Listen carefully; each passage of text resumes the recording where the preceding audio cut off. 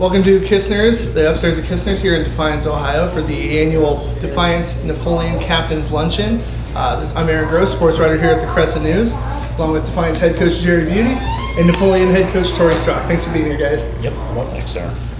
When we started talking about the Defiance-Napoleon rivalry, obviously one of the biggest in the state of Ohio, and last year you guys put on probably one of the most exciting games in the history of the rivalry, which is saying something with when it's almost 100 years long. I mean, I guess I'll start with you, Jerry. Just some thoughts on last year's game and what it added, because when you're talking about a rivalry this storied, and you can add something, you can add a whole new page that's as notable as any, that's going to be exciting. Yeah, but it's only a great game if you win it, as far as the coaches go and the teams go. And give Napoleon credit. I mean, they were out of that thing, found a way to get it done, didn't quit, and beat us. We had them, and we let them up, and much to their credit, they took that game. Okay, we didn't give it to them. They took that game, and that's what happens in those kind of rivalries. People got to understand you're going to play till the whistle.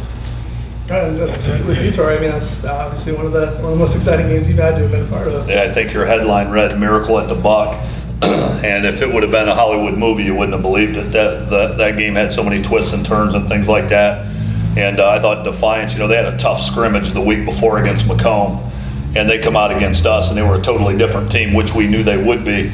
But my point being, you never know what you're going to get in that game. You do know one thing: it's going to be two teams getting after each other. But just when you think you might know who has the edge on paper going in, you don't really know. And there's always a player on each side that rises to the occasion that maybe you don't figure on and things like that. And Coach is right. We were able to overcome some adversity last year, but we know the dogs they remember that. Trust me. And I guess as notable as it was last year, and he returned. There's another note to this year's rivalry, coming back to the Thursday nights. Puts it on a bigger stage, not competing with some of those games on Fridays. I guess, Jerry, some thoughts on being the Thursday night game back at Fred J. Brown Stadium next week. Well, I always think it's a special game, and it was actually Napoleon's idea to put it there when we originally did it, and I thought it was a great idea. And it's a special game on a special night. I don't think we need any build-up to that game for either town, but the people around the area get to experience with it when you have it on a Thursday night. And as Tori and I have talked before, it's one day less gets here and get it done. And because you've been going at it for 365 days and you've been thinking about it and preparing again for it. So it's good to get it going early. And if you lose on Thursday, sometimes maybe you get a chance to play again on Friday. I don't know. Well, I remember last year on Friday game day, because there's a little tension on that game day. I thought to myself, God, I wish we'd have played this last night and got it over with. And because it's that feeling, and no matter how long you coach, it's that same feeling in year 30 as it is year one. And but it's a big stage. At the end of the day, I think it's a win-win for everybody involved. And as I said previously, I couldn't think of a good reason to not do it on Thursday. That when we did play on Thursdays, they've been some epic battles. I mean, a few of those came down to 3 points or less. So Thursday or Friday, doesn't matter. It's going to be a great battle. And with the preseason nearly over, I mean, you guys both starting. I know Defiance starting on Wednesday, Napoleon also starting next week. Preseason's almost over, and the OHSA with the change of the contact rules. I mean, I know I've talked to you guys multiple times through the off season about it. With that preseason kind of nearly complete, I guess, is there a thought on how it's gone, having been maybe through that first year of the rule change? Well, it's been an adjustment, not quite as much for us as maybe some others, because we the last few years we've kind of tapered back to contact and that during the week. But to answer your question, Aaron, what we found is we've got a couple of guys dinged up, and they all occurred in non-contact situations. So now when you're using the hand shields and the pads and things like that, guys really can't protect themselves. And so their arms are out away from their bodies, and we think we've gotten some shoulders dinged up as a direct result of that contact rule. And we've never had that. In my 8 years, we've never had anything like we've had this year. Some unforeseen consequences, I guess. I mean, I know you and I have talked. I mean, there's maybe not as much. Has there been as much as you thought? Or I know you talked about not really thinking there was going to be as much difference with the rule change. Well, it depends how you use the rule. Just like everybody is trying to go around it or whatever. There's some coaches that do that, but what Tori says is exactly right. We counted on our team. We don't have anybody hurt right now, but the 3 injuries we had were a result of implementing drills where there's no contact, so people don't get hurt and they get hurt. Okay, from using backs. And the 30-minute rule, practicing per day, I when they put it in, I said, well, that's 15 minutes more than we hit all year last year anyway. So it didn't affect us much, okay? So, but I agree with him. But, if you time plays in practice, play lasts 5 to 6 seconds. So if you give them truly 30 minutes of practice time per kid of hitting, you could be there for 3 hours, really, if you wanted to time every play of actual hitting. And I guess, we talked about the scrimmaging. I guess everybody kind of wants to know, where are your teams at? What is the thought on how the teams progress? I know seeing Defiance against Bryan in that scrimmage. I know Napoleon's had some solid scrimmaging so far. Where do you guys see your teams at so far?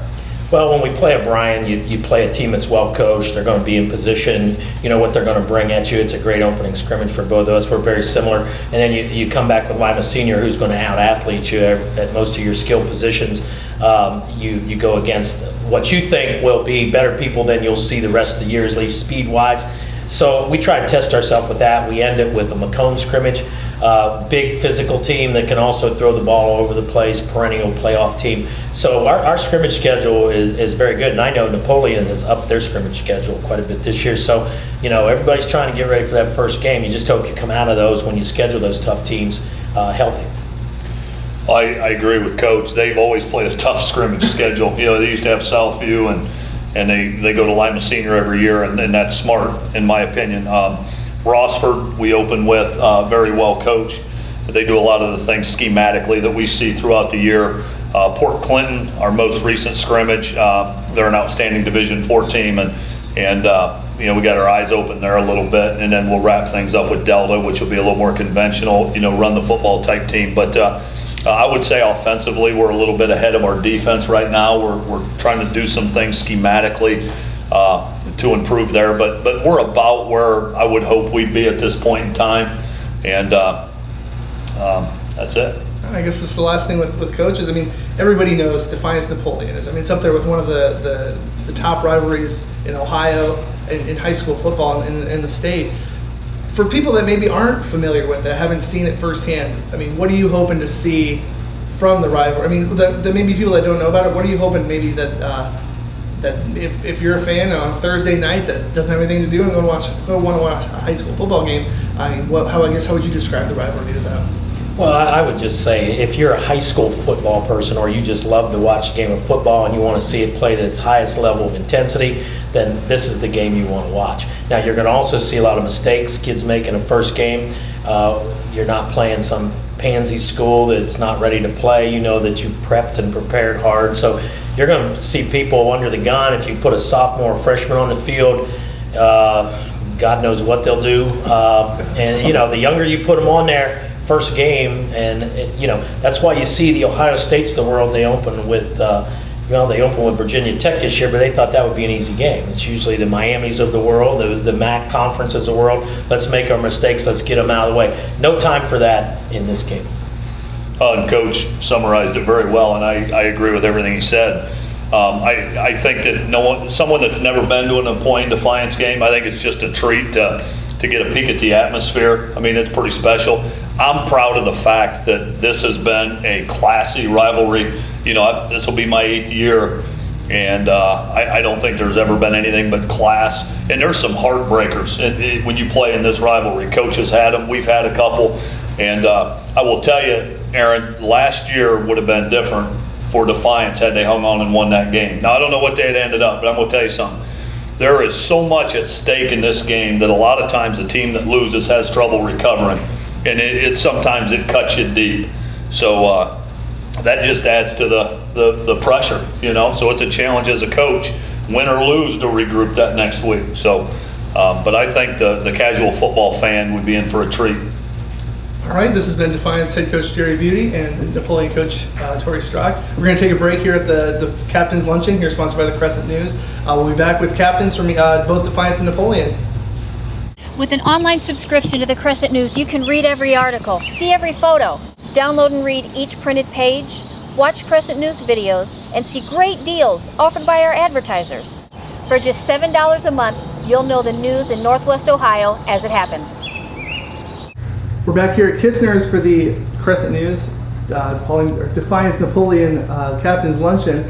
I'm here with captains from each of the opposing squads here with the River Rock. I guess for Defiance, so go ahead and introduce yourself. I'm Cole Allman. Noah Straswell. My name is Mike Weisner. I'm Brandon Sickmiller. All right, we've got the captains here from both sides. Obviously, you guys being part of this rivalry has got to be just amazing in and of itself. I mean, involved in a series that's been going on for 100 years, I guess. Noah, I guess starting off with you. I mean, what's it like to be part of a rivalry that's got so much history behind it? It's unbelievable, really, to grow up just coming to these games, loving the atmosphere, loving the hype of the game, and then to finally get here. And last year playing it, and then as a senior playing at home and just getting ready for the game on a Thursday night. It's going to be an electric atmosphere. It's going to be a great game. All right, Mike. I know I always look forward to it every single year. As a kid, you grow up looking forward to it every single year. Always loved football, and this has always been the best game of the year. So. And I know when I talked to Coach Beauty and Coach Strock, I mean, last year's game, one of the most exciting, at least all season around here, and one of the most exciting of the entire season and the entire rivalry. I guess I'll talk to you, Brandon. I mean, to be part of such a game like that, with all the ups and downs, I guess describe that, and to be part of not just a historic rivalry, but a historic game and a historic rivalry. I think it was definitely an emotional roller coaster of a game. Had its ups and downs, and thankfully we were able to pull out with the win. But that was definitely one of the craziest games I've ever been a part of or I've ever witnessed. All right, and Cole, obviously you guys were on the negative side of that game, but still, I mean, the memories made are something that's going to stick with you guys forever too. Yeah, it was heartbreaking losing last year in the way that we did. I think we played a very good game, and definitely not going to let that happen this year. That's just what I was going to say. There's always the motivation that this game circled on the scoreboard. It's circled a couple times, I would imagine, with the motivation from last year and trying to get some revenge.